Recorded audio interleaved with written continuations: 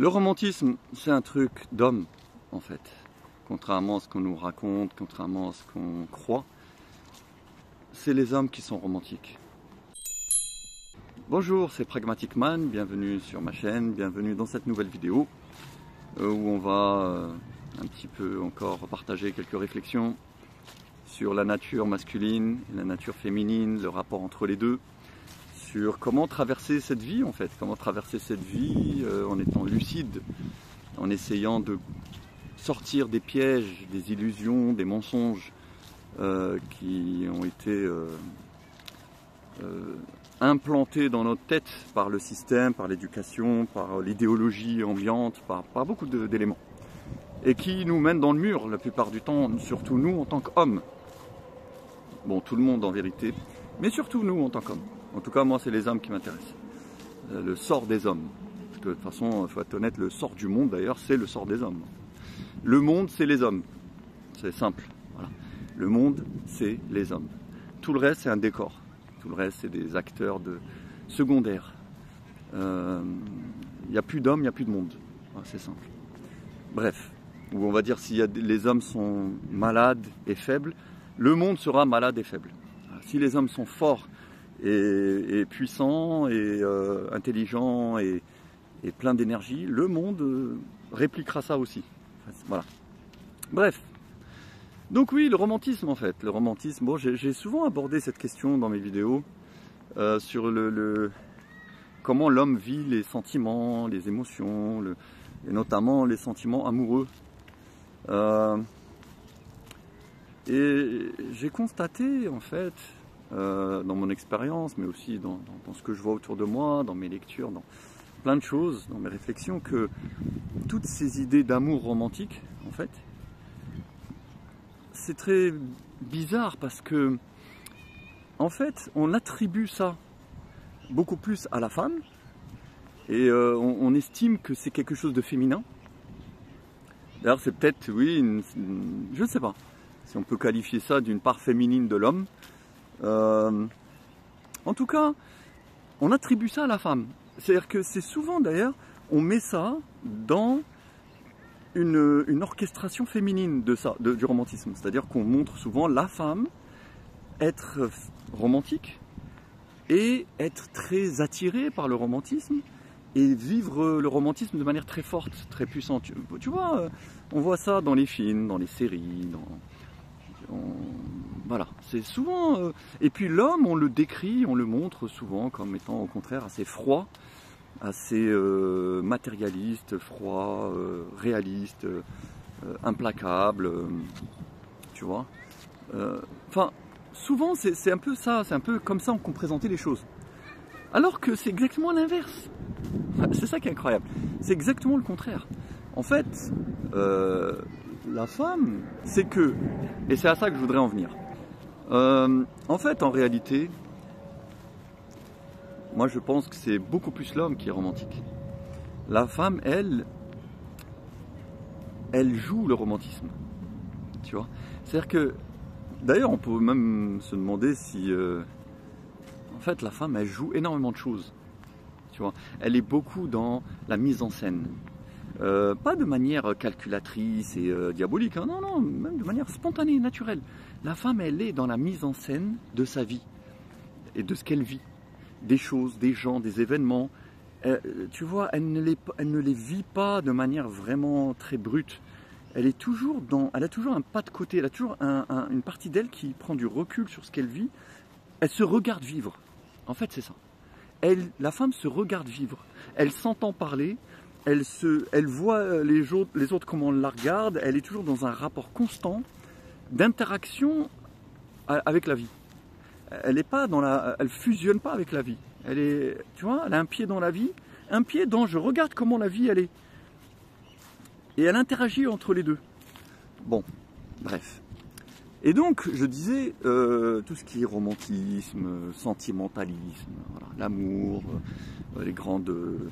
Tu vois, le côté un peu dramatique de ça, un peu comment dire, théâtral, oui, de ça, du romantisme. La femme, déjà, elle le consomme. En général, elle ne le produit pas. Tu regardes, c'est souvent l'homme hein, qui fait des grandes choses romantiques, qui est prêt à faire des folies, qui écrit des poèmes, qui fait des œuvres d'art, qui parle d'amour en fait, qui va te sortir un discours sur l'amour et qui va manifester un comportement, des actions vraiment motivées par l'amour. En général, c'est l'homme. C'est l'homme. Et la femme, c'est vrai qu'elle consomme ça. C'est très ambivalent. C'est-à-dire qu'elle apprécie, elle consomme, elle trouve ça super mignon, touchant, tout ce que tu veux. Mais en même temps, il y a une partie d'elle-même, une grosse partie d'elle-même, qui méprise ça. Parce qu'évidemment, elle l'identifie à de la faiblesse. Et comme j'ai déjà eu l'occasion de le dire dans une précédente vidéo, la femme déteste la faiblesse. Donc quand un homme est romantique, eh ben, c'est une sorte de paradoxe. Il y a un côté d'elle qui apprécie, qui peut être touché par ça, et elle aime ça. Mais en même temps, elle trouve ça minable, au fond d'elle. Au fond d'elle, elle trouve ça minable. Et donc le mec qui fait ça, qui est romantique, il se tire une balle dans le pied. Parce qu'une partie d'elle va être séduite, mais l'autre partie va être dégoûtée. Donc en général, le côté dégoûté l'emporte. C'est ça. Donc l'homme, le pauvre, tu vois, il est là, il rêve. Enfin l'homme, pas tous les hommes, hein, évidemment, loin de là. Mais pas mal d'hommes. Surtout quand, évidemment, tu es plus jeune. Quand tu es jeune, beaucoup d'hommes qui sont assez jeunes sont dans cet esprit romantique. Tu vois, ils pensent que, voilà, ils se laissent porter par des sentiments. L'homme, il est vraiment beaucoup plus, je pense, tourné vers les sentiments et les idées. L'homme est vraiment pris par ça. C'est très puissant en lui. Les idées, c'est pour ça qu'il y a des hommes qui sont prêts à mourir pour des idées, qui ont fait des révolutions, qui ont mené, tu vois, des guerres, des luttes, qui donnent toute leur vie pour des idées. Politiques, idéologiques, enfin, religieuses, philosophiques, tout ce qu'on veut. Déjà, l'homme les produit. Hein. Toutes les idées ont été produites par des hommes. Hein. Ça aussi, il faut le rappeler. Il n'y a aucune idée qui a été produite par une femme. Toutes les idées du monde et dans son histoire sont sorties du cerveau d'un homme. C'est quand même pas rien. Bref. Donc l'homme, il est énormément pris par les idées et par les sentiments. Voilà. Tandis que la femme, elle est beaucoup plus prise par les émotions, qui ne sont pas les sentiments. C'est là où des fois il y a souvent des pièges. C'est là où les hommes se trompent. C'est qu'il faut bien distinguer le sentiment de l'émotion. Elle peut avoir une émotion très forte d'ordre amoureux, on va dire, mais sans véritablement être habitée par un sentiment amoureux. Voilà. C'est-à-dire qu'elle peut faire... Tu peux avoir l'impression qu'elle t'aime alors qu'elle t'aime pas vraiment tant que ça. Voilà, d'où certaines déconvenues douloureuses ensuite, quand tu te dis mais c'est pas normal, c'est pas le... Bref, voilà, il faut distinguer sentiment et émotion. Donc les femmes, elles sont beaucoup plus dans l'émotion et l'action. Voilà, il faut être clair aussi. Dans l'action. Elles veulent du concret. Elles veulent du concret. Elles sont sensibles au concret. L'homme, lui, il est sensible à l'abstrait. Voilà. L'homme est beaucoup plus sensible à l'abstrait. Le concret, ouais, bon... Ok, c'est bien, mais c'est pas la priorité absolue pour lui. L'homme peut avoir un très fort impact de l'abstrait sur lui. La femme, elle est dans le concret. Et d'ailleurs, l'émotion, on peut se dire que c'est une sorte de sentiment concret. Voilà, c'est le côté concret du sentiment. C'est la face charnelle du sentiment, quelque part. Mais on reste, tu vois, ça rattache au côté concret et justement charnel. En gros, pour aller un peu plus loin et un peu plus dans le détail et dans le concret, justement, une femme, elle préfère un homme qui n'est pas romantique, n'est pas très romantique, n'est pas très amoureux d'elle, n'est pas très... mais qui va lui montrer son désir et la bousculer un petit peu et émotionnellement. Hein.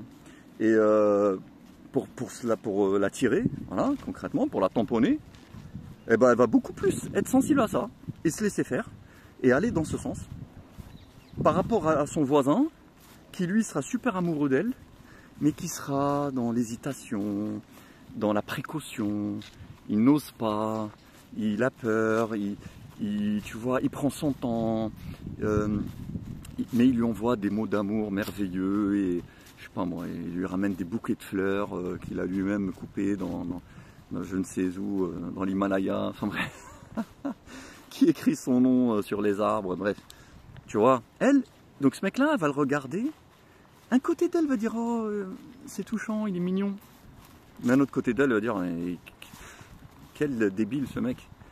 Et alors que l'autre qui fait pas ça, mais qui lui montre qu'il a envie de la pécho, eh ben, ça va lui faire beaucoup plus d'effet et elle va se donner à lui plutôt qu'à l'autre. Tu vois?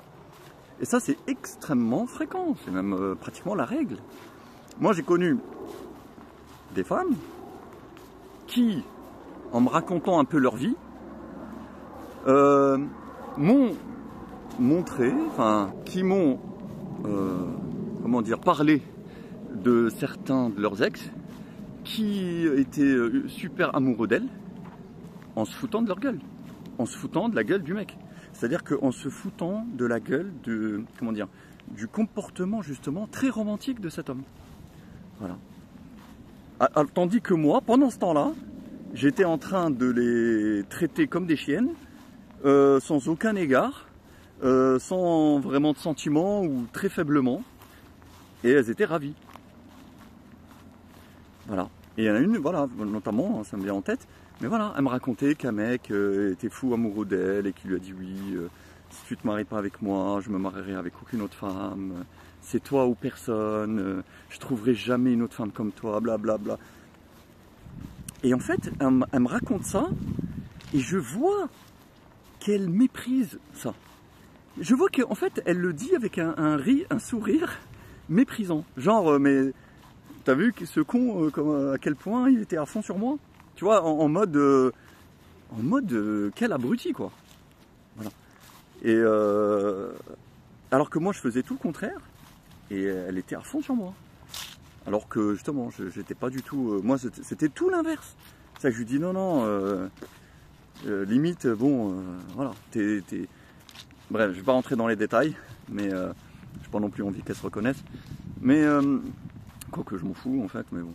Mais bref, tout ça pour dire, en fait, c'est ça qui a un peu déclenché cette réflexion, c'est que je me rends compte, et je me suis rendu compte, mais même avant elle, hein, parce que c'est pas la seule, il y a plein de circonstances où j'ai pu observer ça. Mais voilà, j'ai vu que, déjà que le romantisme et l'amour, c'est quelque chose de vraiment beaucoup plus masculin. Voilà, c'est masculin. La femme, elle est dans le désir, l'émotion et le sexe, clairement, et l'intérêt matériel. Voilà, c'est une composition de ces éléments. Voilà, le désir sexuel qu'elle a et qu'elle suscite, hein, les deux. Parce que la femme aussi, elle en a du désir sexuel, donc elle a envie d'homme, elle a des envies, et elle a envie qu'on ait envie d'elle. Voilà, donc il y a toute cette dimension, donc charnelle. Ensuite, les émotions, c'est vrai, il ne faut pas que ça soit plat et gris et monotone, sinon elle te dégage tout de suite. Il faut quand même créer aussi un peu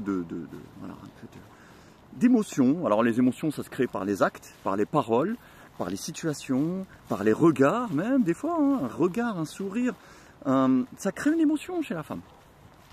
Aussi un peu, un peu de surprise, faire des choses inattendues, voilà, créer un peu de... Bref, donc l'émotion, ça aussi c'est une dimension fondamentale aussi de la femme. Et je dirais la troisième, c'est ensuite les intérêts concrets. Voilà. Ce que tu peux lui apporter aussi concrètement. La faire sortir, lui payer des trucs. Après, ça dépend des femmes. Il y en a qui vont, on va dire, donner beaucoup plus d'importance au sexe qu'au reste. Il y en a qui vont donner beaucoup plus d'importance au matériel qu'au reste. Il y en a, ce sera plus les émotions. Et sinon, la plupart, c'est à peu près un tiers, on va dire. Voilà. Mais l'amour véritable, et surtout l'expression de cet amour par la forme romantique. Très très peu de femmes sont dans ça. Très très peu de femmes. Et en plus, celles qui le sont, souvent, c'est des détraqués. C'est des à moitié folles. Souvent, c'est à croire que, comme, en fait, elles ont ce côté vraiment d'amour et de romantisme. C'est comme si elles, justement, c'est leur côté masculin qui les fait rentrer dans ça. Mais ce côté masculin-là, évidemment, les perturbe tellement qu'elles sont à moitié folles. Voilà. En gros, il n'y a qu'une femme à moitié folle qui comprend plus ou moins l'amour d'un homme. Voilà. Et qui est vraiment sensible au romantisme. Mais sinon, une femme vraiment féminine et tranquille dans sa féminité, c'est pas vraiment... Alors évidemment, hein, elles font semblant. Et elles apprécient réellement. Mais... modérément en fait. En fait, elles font semblant d'apprécier énormément, alors qu'en réalité, elles apprécient modérément. Voilà. Elles surjouent. Voilà. En fait, ouais, ça les touche, ça les fascine. En fait, voilà. Ça les fascine. Tiens, comment un homme, qu'est-ce qui se passe dans la tête de cet homme pour qu'il soit comme ça amoureux de moi et qu'il me considère comme... Pourquoi en fait? Qu'est-ce qui lui arrive? Qu'est-ce qu'il a? C'est quoi ce truc? En fait, ça, c'est comme si tu tombais sur un objet inconnu et intrigant. Voilà. Donc tu es là, tu regardes, observes. Mais bon, au bout d'un moment, si c'est pas utile, tu vas le jeter et tu passes à un autre. Voilà. Et l'autre il vient, il te dit tiens, tu veux des frites? Ouais, vas-y. Et tu passes aux frites et tu vois, t'en as rien à foutre de l'artefact du XVIIe siècle que tu as trouvé au fin fond de je sais pas quoi. Voilà. Ben, en fait, les femmes, c'est vraiment ça. Voilà. Elles sont dans des choses primaires, des choses charnelles, primaire, émotionnel, qui est aussi primaire, hein. L'émotion c'est un truc primaire justement. Tandis que l'homme il est dans un amour plus puissant, plus élaboré, plus sophistiqué, plus artistique on pourrait dire. Voilà. Parce que le romantisme c'est un peu ça, c'est donner à l'amour une forme d'expression plus artistique, plus esthétique, mais qui finalement passe au-dessus de la femme. C'est pour ça, hein, Jacques Brel disait ça dans une interview. Il disait que la femme est toujours en dessous de l'amour. Voilà. La femme, elle est en dessous de l'amour. Toujours. Toujours. C'est-à-dire que l'homme, et surtout l'homme sensible, l'homme raffiné, l'homme, tu vois, d'un certain niveau, il va vivre l'amour à un niveau de hauteur, de puissance, d'absolu en fait, qui est complètement déconnecté de la nature féminine. Voilà. Donc après, si tu en es conscient et que tu es lucide avec ça, il n'y a pas de mal. Il n'y a pas de mal à continuer à être dans l'amour et le romantisme. Mais juste sache que tu es plus ou moins tout seul, quoi. Tu es tout seul dans ton délire, mon ami. Alors c'est beau, c'est bien, ça peut d'ailleurs être justement l'inspiration d'œuvres d'art magnifiques.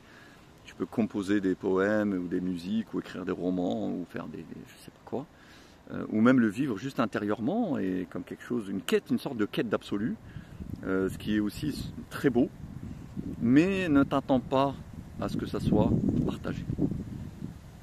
C'est triste, c'est frustrant, mais c'est la condition humaine. C'est comme ça. La femme, elle est bien en dessous. Voilà, elle est en dessous. Je te dis, la femme, elle préférera toujours, bon, je vais être grossier, mais en gros, la femme, elle préférera toujours un resto et une levrette à n'importe quel poème d'amour. Voilà, c'est comme ça. C'est aussi simple que ça. Une femme, elle préférera, et de loin, un resto et une levrette plutôt qu'un poème d'amour ou une déclaration enflammée. Voilà. Bon, évidemment, hein, si elle peut s'arranger pour avoir tout à la fois, voilà, elle aura l'un avec l'un et l'autre avec l'autre, et alors là, elle est comblée. Mais si elle doit choisir entre les deux, elle préférera le premier. Voilà, elle veut du concret, du palpable, voilà. C'est comme ça. Voilà, bon mon ami, je ne vais pas m'éterniser sur ce sujet, je pense qu'on en a fait un peu le tour. En tout cas, voilà, le but c'est pas encore une fois de dire bon l'amour c'est mort, c'est fini, on jette ça à la poubelle, c'est impossible, même si c'est vrai, mais c'est pas le but. Mon but c'est pas d'arriver à cette conclusion, mon but c'est de te dire vis les choses, y compris les choses impossibles, mais qui te tiennent à cœur. Et je comprends totalement cette attitude. Mais vis-les dans la lucidité. Voilà. Sois conscient de la vérité de ce que tu vis. Et donc, sois conscient à quoi tu t'exposes. Et vers où tu vas aller. Et qu'est-ce que tu vas trouver au bout du chemin.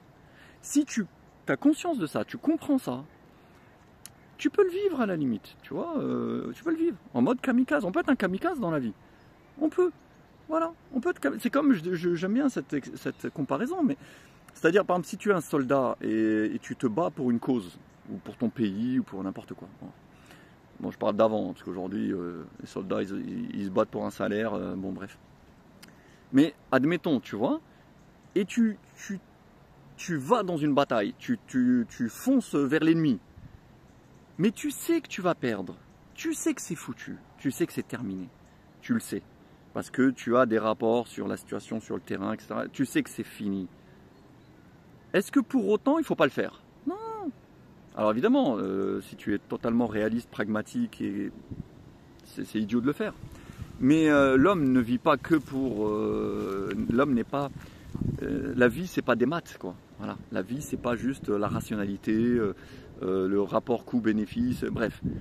Il y a aussi une dimension sacrée, il y a une dimension morale, il y a une dimension sentimentale, il y a une dimension... il y a plein d'autres dimensions de l'existence qui sont absolument magnifiques et qui justifient et légitiment de s'engager dans des voies même vouées à l'échec. Voilà. Un homme, il peut s'engager dans quelque chose de voué à l'échec. Moi, je pense que là où, par contre, ça devient encore plus beau et plus puissant, c'est quand tu es conscient que ça va mener à l'échec. Ce qui est dommage, c'est que tu t'engages là-dedans en croyant que tu vas gagner alors que c'est foutu. Il y a une forme là-dedans de naïveté ou d'erreur, en fait, qui est dommage. Enfin, je pense que tu t'infliges du coup des déceptions inutiles. Voilà. Des déceptions et des blessures bêtement. Voilà. Mais si tu te les infliges en toute connaissance de cause, en toute conscience, en disant je sais comment est la femme, je sais comment je suis, je sais que ce que je fais ne va mener à rien, je sais que ça la dépasse, mais je m'en fous, je le fais pour moi parce que j'aime vivre ça, j'aime ressentir ça. À ce moment-là, c'est très honorable. Mais voilà, sois conscient des choses. Et moi, j'essaye dans mes vidéos et dans cette chaîne d'apporter ces éléments-là. Modestement, j'essaye de t'alerter ou orienter un peu ton regard sur ces notions, ces choses. Alors, je ne dis pas que c'est la vérité absolue, que j'ai compris tout à tout, bref. Peut-être que je me trompe sur certaines choses, peut-être que j'exagère certaines choses. Mais je pense quand même, et d'ailleurs dis-le moi en commentaire, n'hésite pas à me contredire ou à apporter de l'eau à mon moulin, je suis preneur aussi. Mais je pense quand même que ce que je dis est vrai, et je pense que beaucoup d'hommes gagneraient à ouvrir les yeux sur cette réalité. C'est ça que j'essaye de faire. Donc, d'ailleurs, je rappelle, si ce n'est pas encore fait, abonne-toi à cette chaîne. Partage ce contenu, like, diffuse-le aussi autour de toi. Faisons grandir cette prise de conscience, tous ensemble. Voilà mon ami, sur ce, je te dis porte-toi bien et à bientôt. Salut.